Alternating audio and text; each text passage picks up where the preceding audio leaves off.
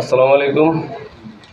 এই যে আমরা অনেক সময় বিল্ডিং করার পরে কি করি, হয়তো আমাদের অর্থনৈতিক অবস্থা একটু খারাপ থাকলে আমরা ভিতরের সাইড আস্তর করি।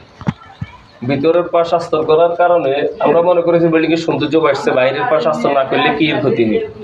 কিন্তু আসলে দেখা গেল যে ভিতরের পাশ আস্তর করলে এটা অ্যাকচুয়াল ক্ষতি। সাময়িক সুন্দর দেখা গেলেও কিন্তু ফিউচারের জন্য এটা ক্ষতি। কারণ বাইরের পাশে দেখা গেল যে আপনার বৃষ্টিতে বিভিন্ন ঝটকা ঝটকা আসে এবং কি আপনার অনেক সময় বাইরের আর্দ্রতা শোষণ করে।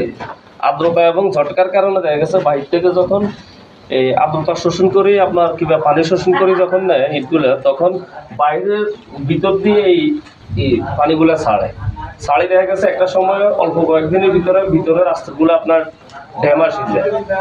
এটা আমাদের পরিচিত আমাদের এক বাইরের বিল্ডিং এ এরকম একটা জিনিস হয়েছে। এবং কি আমার নিজের ঘরের মধ্যে ঠিক এরকম একটা ঘটনা ঘটছে যে আমরা বাইরে আস্তর করি না, চিন্তা করলাম যে পরে করি, ভিতরে আস্তর করলাম। এখন দেখা গেল যে বাইরে আস্তর না করার কারণে বাইরে থেকে যখন পানি পড়ে, ঝটকা পড়ে, তখন ইটগুলো ভিজে যায়, তখন ভিতরে আস্তরগুলো ভিজে উঠে এবং কি ভিতরের মধ্যে ড্যাম আসি যায়।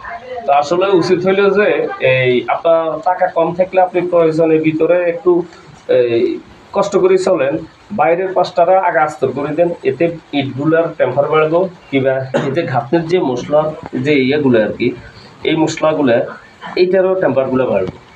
আর এভাবে কাজ করা উচিত।